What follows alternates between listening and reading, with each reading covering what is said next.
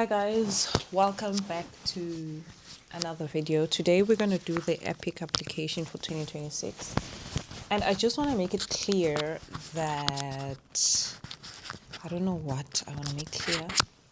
What is it that I'm trying to make clear again? I'm not going to edit this video. I'll try and not edit much because at the time it's not there. So I'm just going to do a screen recording here. So because I'm trying to not edit much, the parts where I enter my personal details, I'm just going to pause and then enter my details and continue, right? So don't get confused when you see me on the other side, on the other thingy. It's just that, because I don't want to keep editing and blurring, Okay, let us start with the process. So you go on to, Control Command 5 for screen recording. Has it started? Yes. You go into Google, you search EPIK, right? EPIK. From there, do not show this today. Let's just close. You go on to application. Click on application. Apply now. Excuse me. Oh, things have changed here. So, EPIK application. We are both seeing this for the first time. So it says here, create an account application. I think you need to create an account. Okay, so this new system, I've never really used Ujin Hack Ibna. This is the first time. So you need to create an account here. So ID, I guess whichever ID you want to use in this case. Oh, shucks. Okay, someone's thing here. Okay, so I'll just say, so you're going to enter your details here. I'm going to pause this part. So ID, whatever ID. I think I use my ID number. Password, confirm password, full name, birth, male or female, and then you sign up. Your registration has been successfully completed, so you go and continue, and then hold up, give me English. No, we're not searching for anything. You go on my application, right? Save. My application not accepted. I need to create. Oh, you need to search for EPIK here. Search for EPIK. And then it shows EPIK English Program in Korea Fall 2026. You click on that, right? You then go on to application. Are you applying for EPIK for? Yes. Yes, there we go. So you accept these. You go on to application. Okay. Nazok. So I just need to explain this to you guys, right? Under classification, you don't just select over there. Direct applicant. This is you applying directly to EPIK, right? Remember, there's agents, right? Korean Horizons, and I don't know who still works with EPIK. So if you're a direct applicant, it means you're not working with those agencies. You are applying directly to EPIK, right? So you click on direct applicant if that is the case. But if you're applying with an agency, you're going to click on agency. MOU, I'm not sure what that is. Representative. EPIK Plus, make sure you fully understand program before selecting it. So you need to understand what is EPIK Plus, right? You need to search EPIK Plus. So usually EPIK Plus places you at Jolanam or at, what is the other one, Kanje? Jeju, I think. So yeah, you click there. So in this case, we're gonna apply with direct applicant.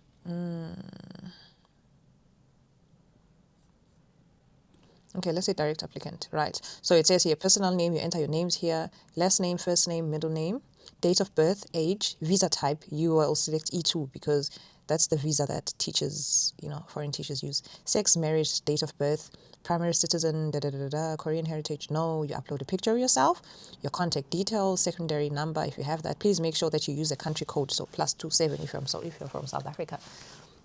Time spent abroad, if you have that experience, you add country, you select your country, house number, blah, blah, blah, blah, blah. Emergency contact, you do that. Go education, background. Excuse me. You go into tertiary. Here, I heard people saying that you're having problems. I'm not sure what is happening.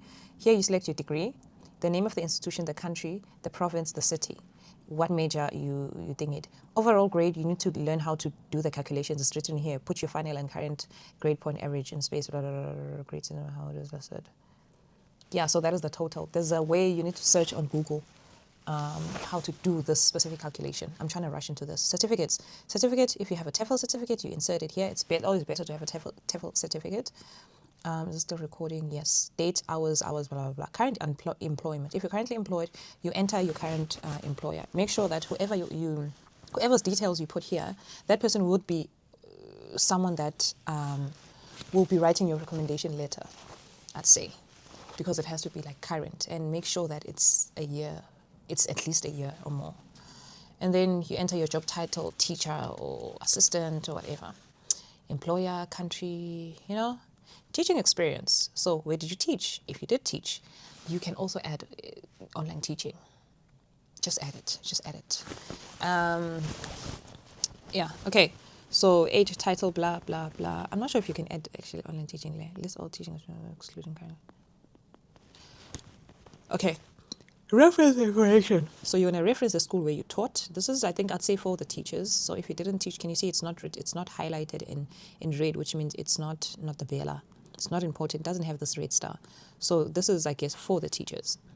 People who are currently teaching. Teaching experience, reference. Orientation. Have you taught in Korea before through EPIK program? Yes or no? Have you attended the EPIK orientation? No. They're asking this because they don't want you to attend the orientation again.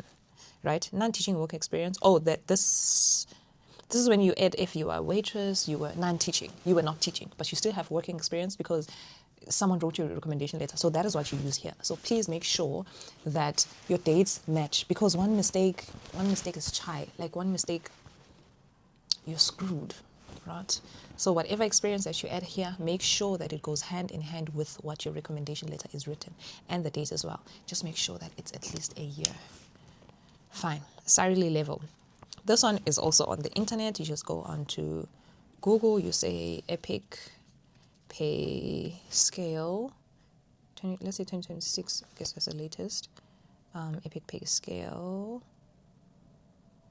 So this depends on what qualification you have, right?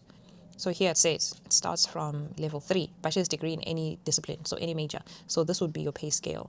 So you need to enter if you are number 3, you're number 2. If you have all these things, then you're number 2. If you have all of these, 2+. If you have these, 1. If you have 2 years plus, you're 1+, which means you're going to earn these amounts according to where you are placed. So this is where you're placed, and this is the amount that you're going to earn depending on the years of experience that you have. I hope that makes sense. Cool. So you can see level 3, level 2, level 1, top salary. Expected qualification, Fine. Please make sure that you have a TEFL, because this, I think, is gonna, make you earn higher. Yeah. Joint applicant. Are you applying with someone? Yes or no? Placement reference. Yeah, I always choose flexible with this one, because I noticed that to EPIK actually does respect people's preferences.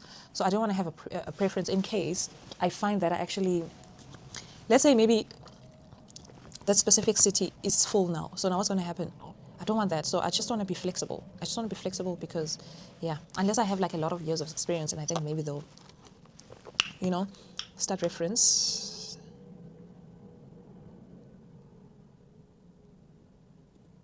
Yeah, so when do you want to start? So it says here you can start main intake, late intake, and then flexible anytime. The last time I checked, I thought they're stopping the late intake thing, but I guess not. Recommendation letters. I'm going to explain this one again. Please do not make a mistake here. A recommendation letter is when your employer, your former employer, or whoever you've worked for is recommending you to this job. Please make sure that the recommendation letter is written according to the video that I posted just before this one. documents required. If you do make a mistake, your application form is going to be rejected. You're not going to be invited for an interview. So please do not make that mistake. These are tiny mistakes that happen. I also want to make it clear that a recommendation letter and a proof of English letter are not the same thing, right? Recommending. I recommend Mazwite for this job, right? Proof of English education. That also, I did a previous video that explains how it's supposed to be written. It's basically very simple. I sent it on my group here on WhatsApp. I don't think I can access WhatsApp. My phone is full. But it basically says, I think it's in my screenshots. It basically says, so-and-so has worked at this and this school from these dates. Give me a second. So it basically says, this is to confirm that Nele Mazwide, date of birth in brackets, attended full name of the school from 2000 grade 4 to 2003 grade 7. All lessons at the name of the school are presented in English. And then you're done. They're not recommending you here. But if they want to add, I heard that, I guess it's a plus, but they don't really have to. Nakos and sushi. Current contract. Current teachers in Korea must submit a scan of their page. This is for teachers who are currently working for EPIK, so this does not apply for first timers. Proof of English, education, blah, blah, blah. Consent. You read here, you agree, you proceed, right? So I won't be able to proceed because I didn't input my details, right? So after this, we're going to go on to the next part. This is what I'm going to do. I'm going to use my previous application because I don't want to apply here and waste space for other people. So I'm just going to use my previous application where I take you guys through my lesson plan and how I answered my essays. So please don't judge me. Oh, I won't judge you. Okay, let's stop the recording and I'll just go into my application form because, yeah. Right, I'm back. So we're here now. I hope none of my personal information are showing here. Guys, I basically skipped the part because the part where you have to enter your details, where you worked, you know, those things are like, duh, you know where you did all those things, you know. So I didn't see the need to show you guys my personal stuff because, yeah, my parents' details are in there, my former employers, you know. I don't want to keep blurring. So I just skipped to this part, personal essays. Right, there we go. Please make sure that you don't use my exact words, and please be careful of the spelling. Can you look at this? Did I do a spelling error? I'm not sure. So please use this for reference. Do not copy and paste because you're going to find out. If you need assistance, please let me know. We can't all sound the same. It's impossible. Anyways, question number 1. Answer both why you want to teach EFL and why you want to teach in China. This is how I answered because I've already taught in China, right? Then I left and then I wanted to go back. I've always been passionate about teaching English as a foreign language because I believe grammar. Language opens doors for opportunities, perspectives, and personal growth. Teaching EFL allows me to share that belief by helping students connect with the world through English, a tool that empowers them both academically and personally. My 2 years of experience in South Korea deepened my appreciation for this work. Watching students improve, gain confidence, develop curiosity for the language was incredibly rewarding and reinforced my commitment to EFL. So I'm putting back my experience that I've had previously. You get it? So you can be like, because you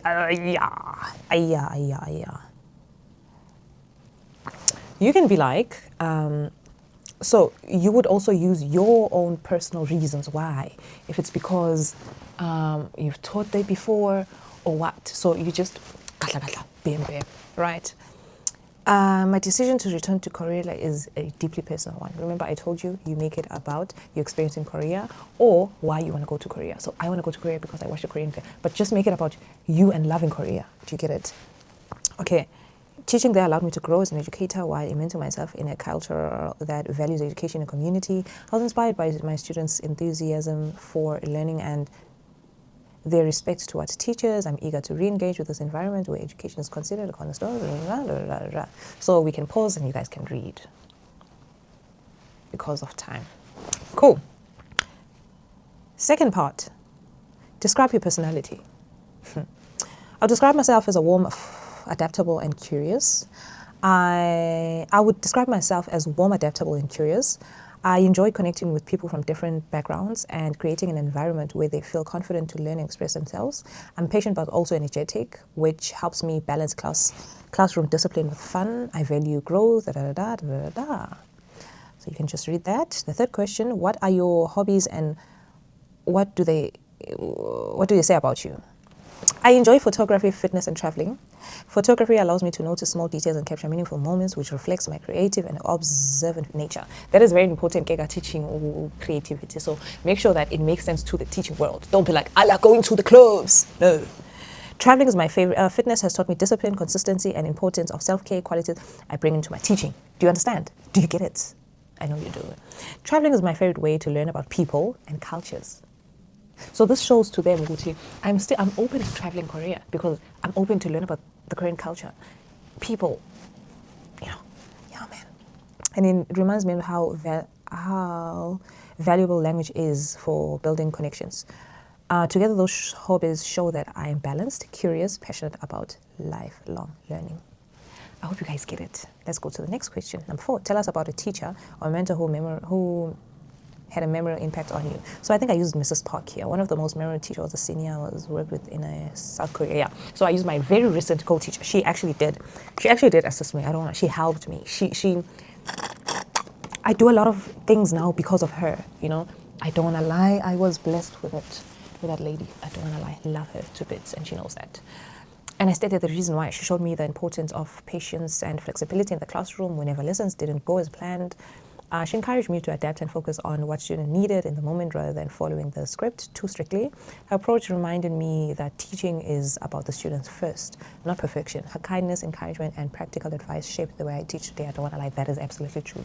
Because that was my first teaching experience. So obviously, the next question is, what parts of your own culture would you introduce or include in future EFL lessons? Coming from South Africa, I would love to share the aspects of my cultures in future lessons. For example, introducing students to greeting in isiZulu, isiXhosa, and other local languages can spark curiosity about diversity. I could also share traditional stories, music, and simple cultural practices like dance and food traditions, which can be a fun way to connect language with real life experiences by weaving in parts of my culture. By weaving in parts of my whole broaden students' global perspective while keeping lessons interactive. Do you get it? I know you do. And then here, just make sure that you tick all Microsoft because you will be using a lot of these in Korea because technology. Tell us about a time you use one of the above programs to achieve. So I just mentioned it, right? Great. So now we move on to the lesson plan part. I don't know if I should stop the recording and restart it. No, it's fine. Okay. So with this one, I'll try and explain as thoroughly and as smoothly as possible, and I'll try to be as quick as possible. Great. Lesson plan. Grade level, I said middle because I was hoping to teach. I was hoping that they'll place me in a middle school, but because I didn't continue the application, that was not the case. Ability, I said intermediate because beginner is like a beginner. And the number of student 30. Lesson topic, exciting world of sports. Why did I choose this topic? Because I think kids at that level, some kids really like sports, Korea level, and also I've had experience and I understand how things are taught or how lessons go in South Korea. It's basically conversational language rather than the typical grammar, hectic English stuff. So with EPIK, it's mostly conversational English, where I heard that teaching grammar is not really allowed because they do that when they go to Hagwons. So exciting world of sports. So we're teaching about sports. Speak here about previous class. So here you're gonna highlight. Should I say? Okay, let us check what I wrote. Before we get started with today's sports lesson, let's review what we covered in our previous class. We focused on describing daily routines and using time-related expressions. We also practiced talking about what we do at different times of the day and use vocabulary to detail daily activities. Now, I'd like to revisit this topic. How did the daily routine, vocabulary, and activity from our last lesson help you discuss your everyday life? Let us reflect on how you are able to describe your daily. So this one is very simple.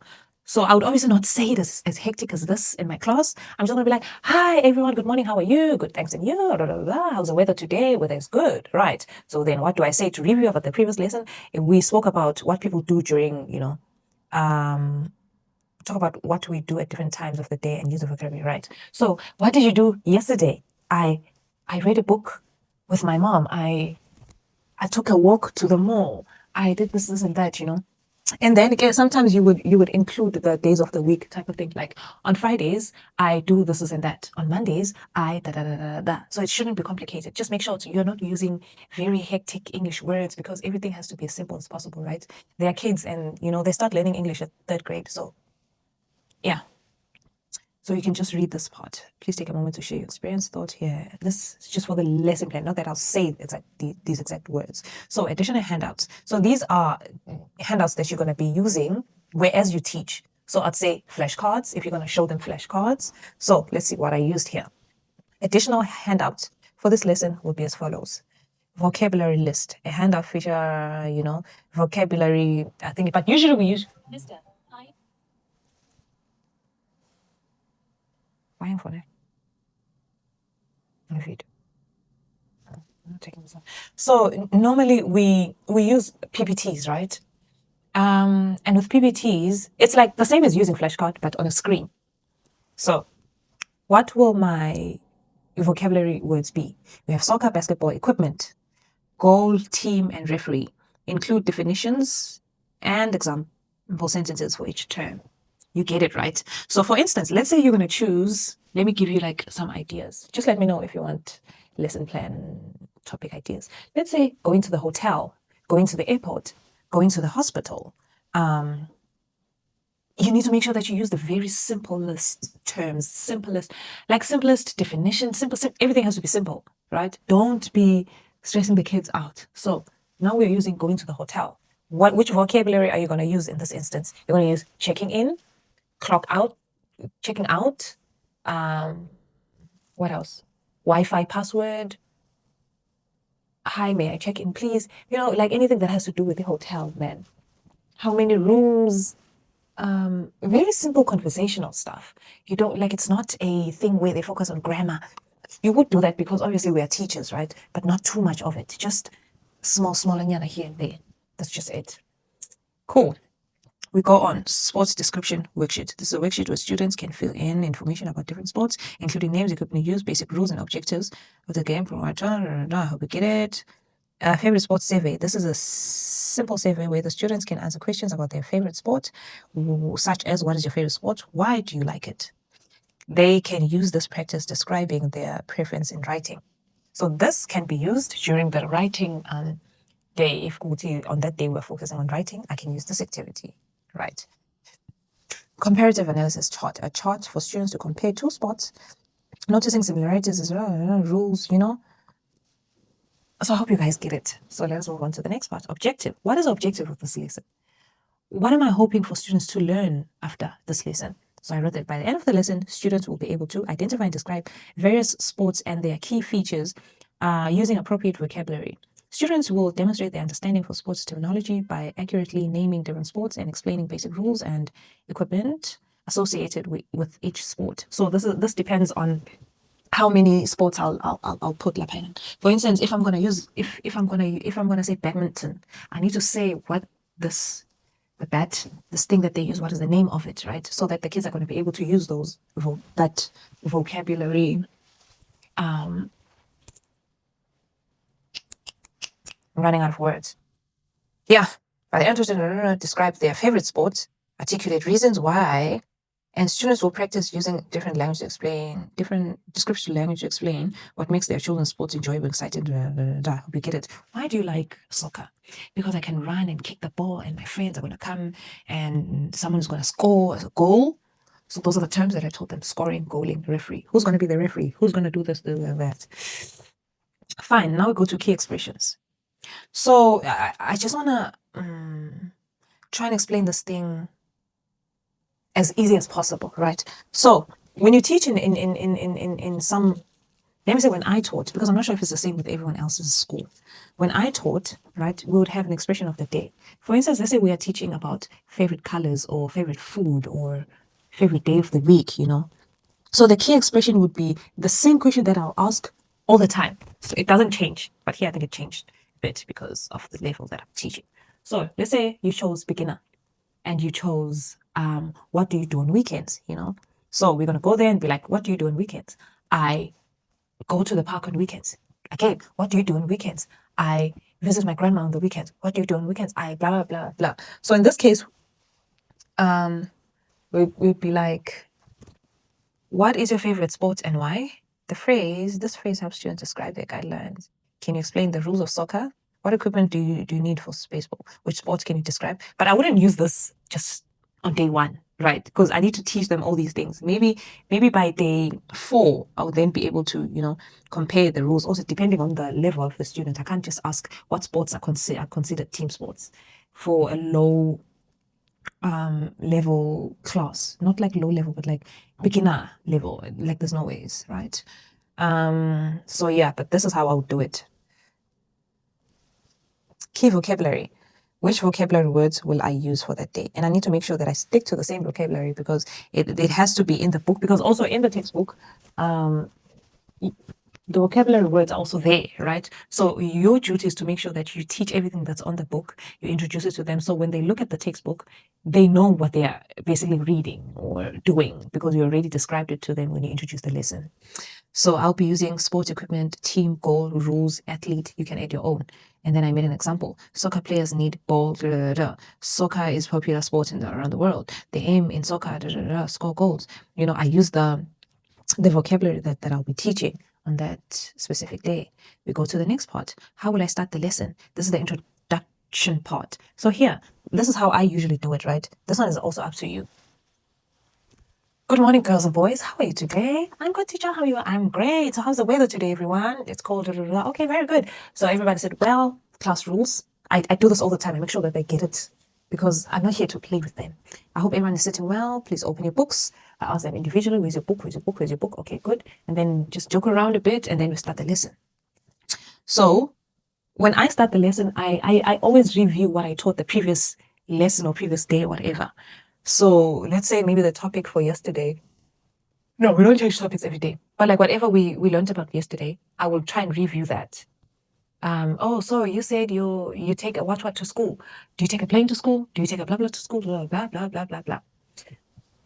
So just to make sure that you can even ask them questions based on whatever they learned 3 weeks back or a month back, whatever that they have learned. So they need to answer you according to what they've learned, because chances are that is all they know, because some of them don't go to extra class. They don't attend extra classes. So I don't know what is happening. So chances are, yeah, I'm rambling now. Do you all understand? So you can just read through this, guys. My time is running. Presentation. I'll introduce the key vocabulary concept related to sport. Today we're going to explore the world. So firstly, let's look at some of the vocabulary. That's when I click the screen and it plays whatever flashcards that I have on the screen. Okay, so please open your books on page Banbani if vocabulary words are in the book. So this is the sports for the day, not the sports. These are the words for the day, and then they have their own key expression. Right, so I firstly played just the words. Okay, basketball, soccer, blah, blah, blah, blah. Okay, on to the next.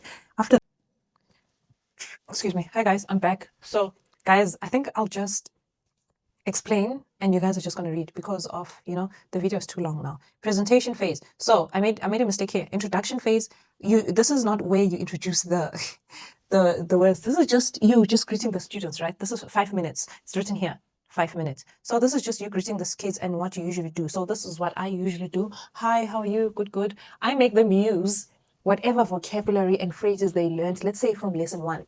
Let's say from lesson 1 they learned about saying their names. So lesson 2 is counting or age. Lesson 3, what they like. Lesson 4, what they want to be. Lesson 5, which country they wish to visit. Lesson 6, maybe what is your favorite fruit or food or whatever. So I make them use that into like a paragraph type of introduce yourself type of thing. And guess right now we're going to move on to sports. So how would I use that one? In the next lesson, the person is like, hello, my name is Kim Young Jin. I'm 6 years old. I'm from Korea. They learned about countries, right? Others would joke and say, I'm from America, I'm from South Africa. But they know, you can see that the kids are learning. So I make them use everything in like a paragraph type of introduce yourself type of setup. When our teachers made us do speeches in front of everyone, that's what I make them do. I make them stand and come in the front. They come to the front and they introduce themselves, right? My name is, I'm 6 years old, I'm 9 years old. I like to eat, blah, blah, blah. I like to drink, blah, blah, blah, because we learned food vocabulary. We also learned drinks, milkshake, coffee, tea, etc. So my favorite sport is blah blah blah because blah blah blah. You get it? So I try this one. I make sure to like push it to 10 minutes. Stop recording. I push it to 10 minutes because I want them to practice more and they like that more than anything else, right? So we move on to, I'm just going to insert screenshots because memory in my laptop is gone. Development phase, let me screenshot. Presentation, it's here, 30 minutes. I don't think I can continue screen recording. 30 minutes. In the presentation phase, I will introduce the key vocabulary. This is when I introduce the vocabulary, right? As you guys can see, you can just pause and read. This part depends on the level of the student, so you can't just, I'll adjust the level depending on the student's understanding, like I stated here. And then we move on to the practice part. In the practice phase, I will engage my students with activities to reinforce their new vocabulary. Now it's time to practice using vocabulary we've just learned. We'll start with the vocabulary matching activity. I'll give you a list of sports-related words definition. Your task will be to match them. Each word with a correct definition, right? So like I said, like I said, this part depends on what you're teaching, the level, etc. So I don't really go according to my lesson plan all the time, but you just need to, you write these things down. So just pause and read. Okay, that's a practice part. So practice part, usually I would either make them play a game, or like call them to the front to come do a dialogue, PPT game. We can play music in a music word in a song. This is when I play a game. I play a song maybe, right? And then in that song there's basketball, basketball. So they need to listen carefully and tell me what word show music there.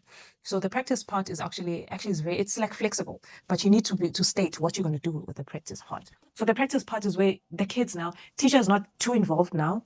You as the teacher just like checking for understanding and seeing if they're doing the right thing. Now they need to use the vocabulary and all the sentences that you taught them. Not all of them, but like some of them, right? So here it's you and student, right? Now we go to, oh, my lashes are falling off. Yeah, they didn't really do a great job. It's production part. In the production phase, students apply what they've learned in a more independent and creative manner. So with this part, I don't really mind if the students play around, play along, play with whatever that as long as they are using the vocabulary of the day and the key phrases, right? So I noticed with my students, let's say maybe we are learning about sports. They wouldn't like want to use themselves. I don't know why. They'll be like, teacher, my mom loves badminton. At least though he knows what he's saying. He has an idea, but because it's a lesson plan, you need to include whatever that you're going to use for this part of the production. So usually I would make it, so usually this part is like a few minutes, like this part now. It's like a few minutes, right? So final activity, you are going to apply what we've learned about sports in a creative way. You need to create a short presentation of your favorite sport. So here we're all sitting down. I'm done teaching, we're done playing the game. So now it's more of a reflection, where we reflect on what we've learned. That's how I do it. Everyone sit down, please. Ask each other what's your winner, what sport is your favorite, what blah blah blah. Or one by one, everyone does it individually because it has to be like an independent type of thing. Great. Please pause and read here. Let me screenshot.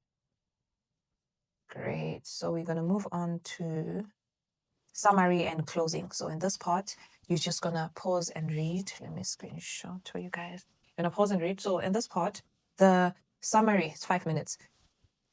Right. And in that 5 minutes, sometimes I would make them to stand up, and before they go out, I have a flashcard with me. I usually have my flashcards.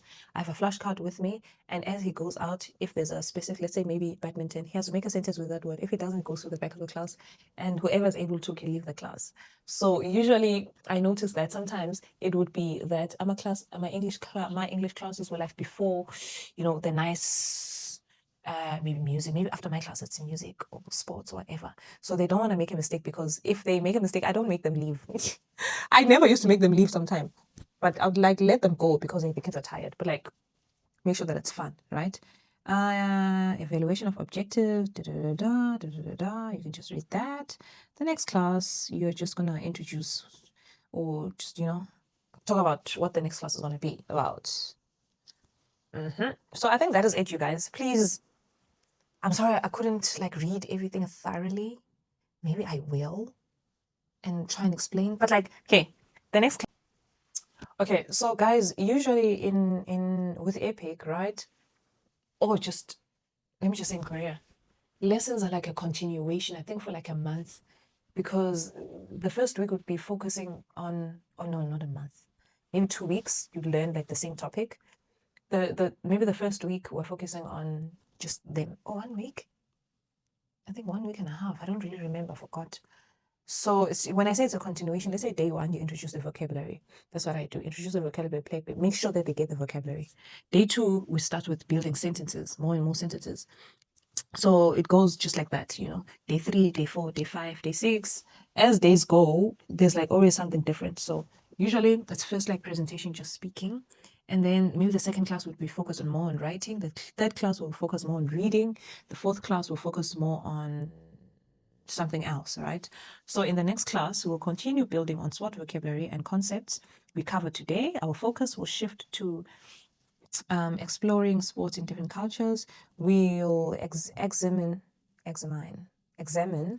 hey, how various sports are played, celebrated around the world, which will help us understand the global impact of sports to improve. So now, remember we learned about countries. So the textbook just goes well, very smooth. So maybe they would use whatever. Maybe lesson 2 we learned about countries, right? So they'll take whatever the country names that we learned in that lesson and try and everything together. So let's say we learn vocabulary such as I'm from China, I'm from Korea, I'm from South Africa, I'm from the USA, I'm from Kenya, I'm from Congo, I'm from Nigeria, right? And then in this now lesson, we're going to be like, the most famous sport in South Africa is rugby.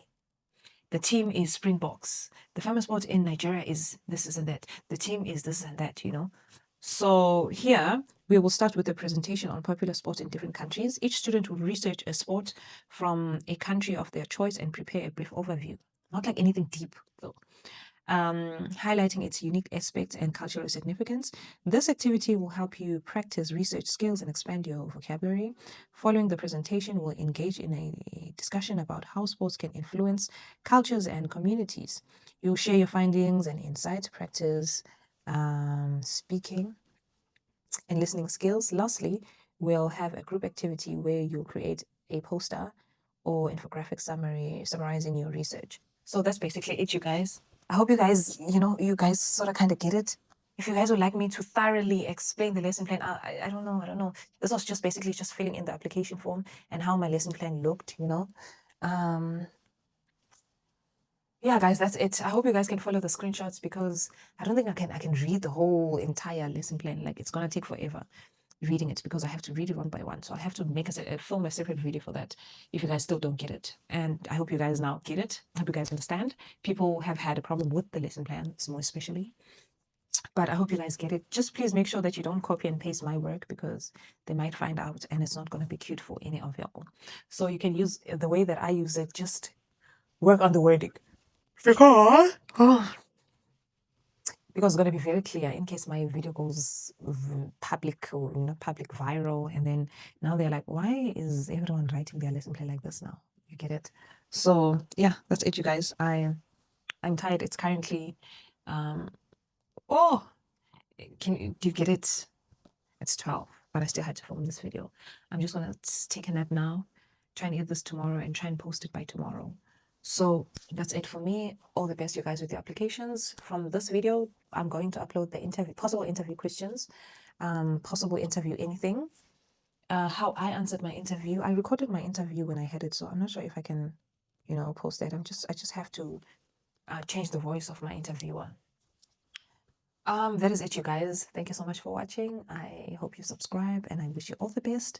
Please do like, comment, and subscribe. Okay, tell your friend to tell their friend to tell whoever to do come here and like, comment, and subscribe. Because if you don't, honey, please. To everyone who's on my WhatsApp group, I wish you guys nothing but the best of bestest. ZZ. Come and enjoy life with us. Live life. Come on, nuts. Just come and let us come and let us be merry. And when you get here, please, bye, guys.